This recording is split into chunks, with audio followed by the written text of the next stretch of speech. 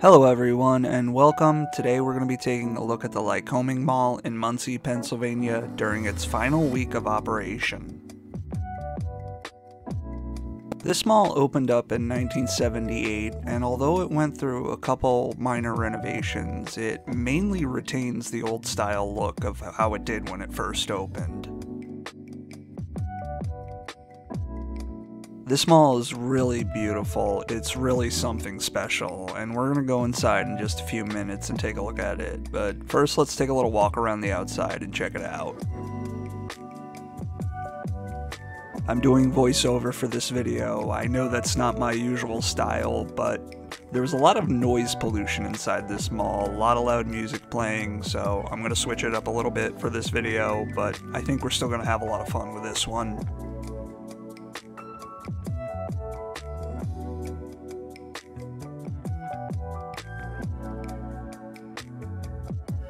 So what we're looking at here is the old Sears store, and it's pretty much emptied out inside. But if you look right here, you can see something that you don't really see too often anymore, this really gross looking old ashtray.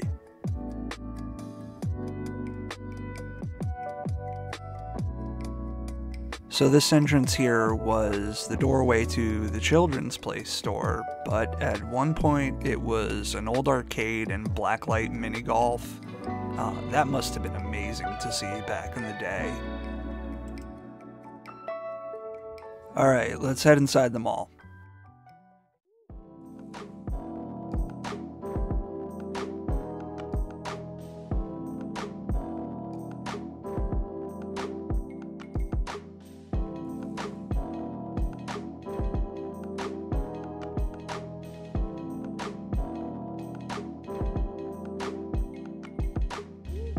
This mall was built by Crown American Real Estate Company, and they built malls all throughout Pennsylvania and the Northeast, and they were known for making malls that were really beautiful, and this is a great example of one. In 2016, this mall was sold to Cohan Retail Investment Corp.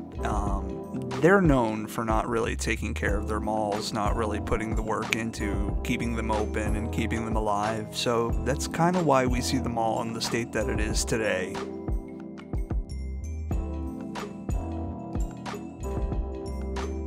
So the first thing that caught my eye when I entered this mall was the incredible looking ceiling they have all throughout the mall, with just sort of all these curves and irregular lines.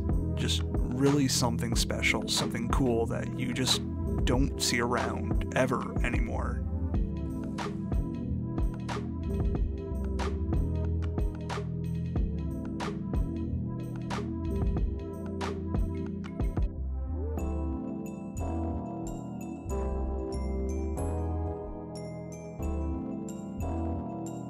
At the end of this wing of the mall, they had these amazing looking planters just filled with plastic plants.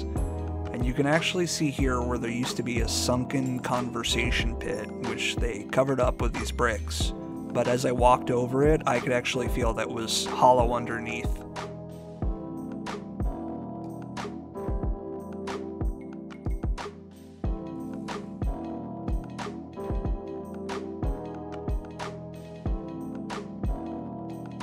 This was at one point a functioning fountain, and the water would kind of flow along the top here, and it came up out of that vase.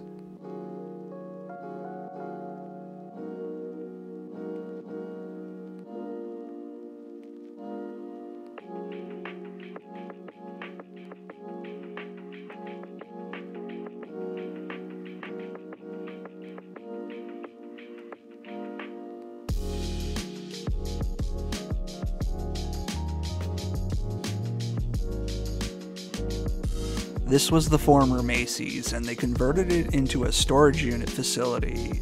I have to say, it was very strange walking to where a department store should have been and just seeing a row of storage units looking back at me. Kinda a little bit surreal.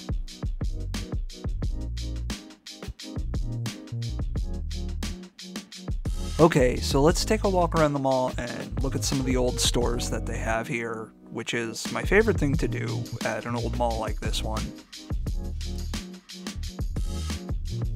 Here we have a 90s style Bath and Body Works.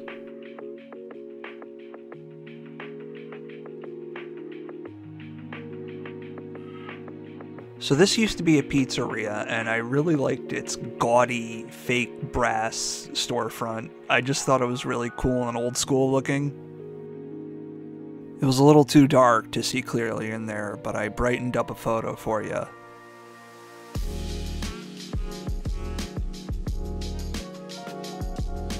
So they had an arcade here in this spot, and there was nothing inside to see, unfortunately, but I did like the paint job on the front of it.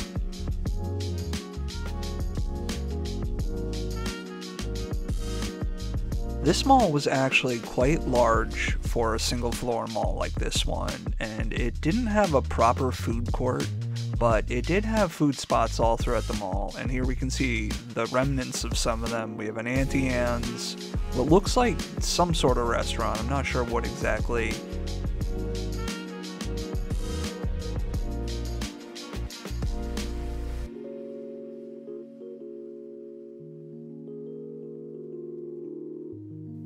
And here we have a closed Orange Julius.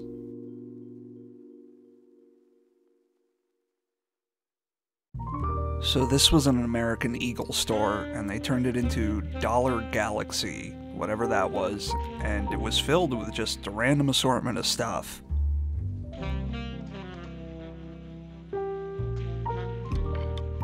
So this was the PacSun, and they were storing their Christmas decorations in here.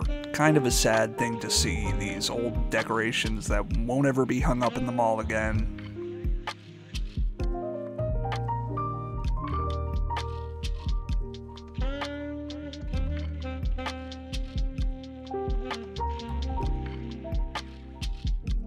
And here we can see more plastic plants, so we can get the feeling of being in a lush bamboo garden as we walk in front of the closed JCPenney. This mall actually has 6 anchor spaces, which seems like quite a lot. There was Bon-Ton, Sears, Macy's, JCPenney, Burlington, which was the only one that was open, and Dick's Sporting Goods, which moved to a different location nearby the mall.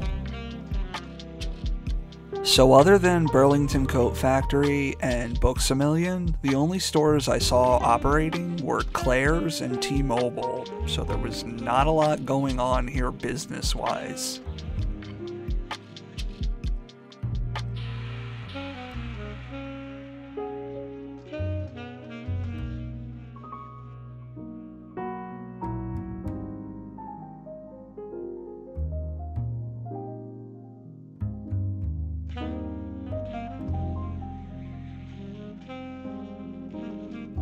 So we're going to make our way down towards the Sears wing of the mall, and if we look to our left here, we actually have a Foot Locker, a Lady Foot Locker, and a Kids Foot Locker all put together in one spot. Kind of interesting, usually they're separated in different parts of the mall.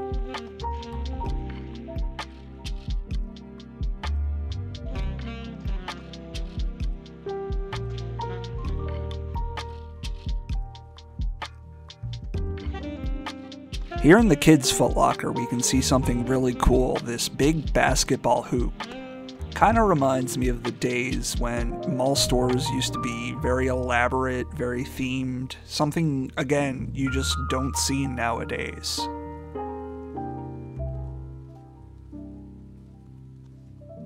Down towards this end was the Sears, and if we look to the left, we can see a Friendly's.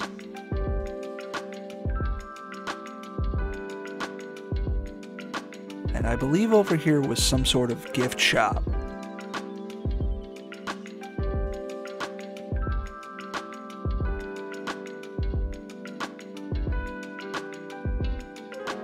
And this was really cool to see. This really took me back. This was an old EB Games that they were using as an animal rescue office, and it still has all the old fixtures in it.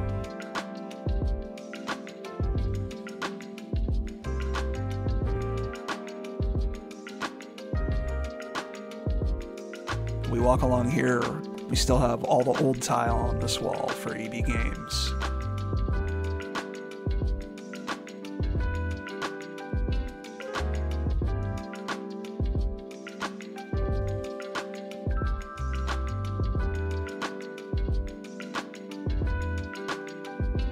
This was a hair salon, and it was pretty cool looking. I like that triangular window on it.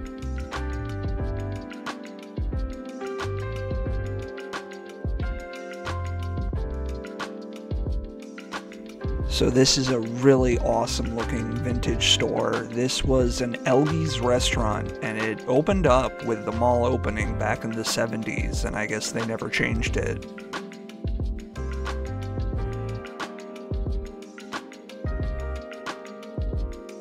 And right next to it, we have an Arby's restaurant, which was one of the last remaining food places in the mall before it closed.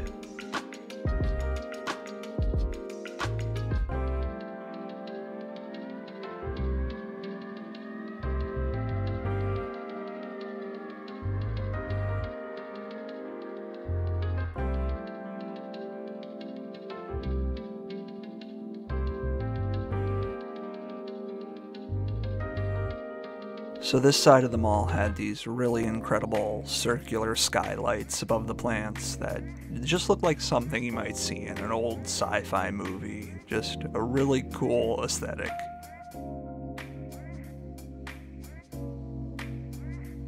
Here we have a GNC. You know it's a bad sign for the mall when the GNC is closed.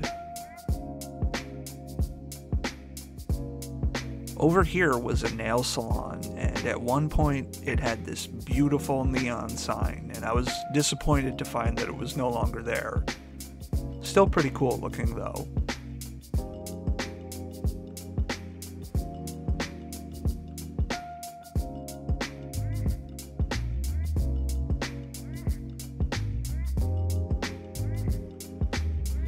This was an FYE. And I noticed it had a very unique looking zigzag shaped window in front of it. I had to look up what this used to be. It was a store called Wall to Wall Sound and Video, which was an electronics chain store from back in the 80s, and it closed down in 1990. Really cool to see something like that here.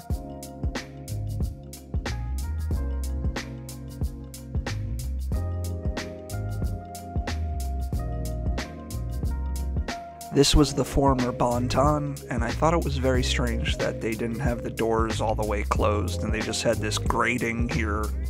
Made me really want to go inside.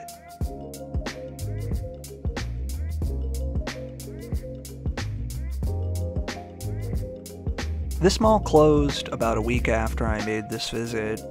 It was just a very strange experience to be here. It was exciting to see a place so unique and vintage and beautiful, but it was also very sad to know that I'll probably never see another place like this again.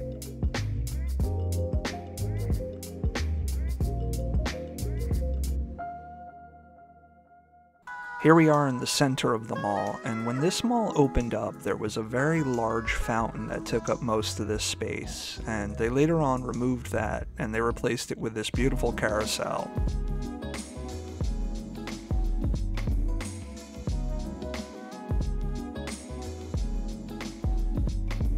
So although they've closed access to the inside of the mall, the Burlington and the Books A Million are going to remain open, so the fate of this building is sort of unknown. Whether it will be demolished or repurposed, we don't really know right now. I hope whatever happens that they can save this carousel, because it's a beautiful one.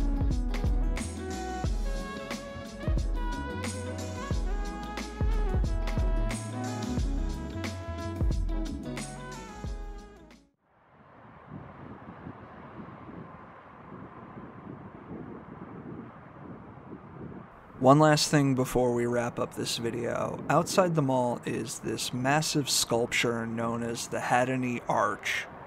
Just look at this thing.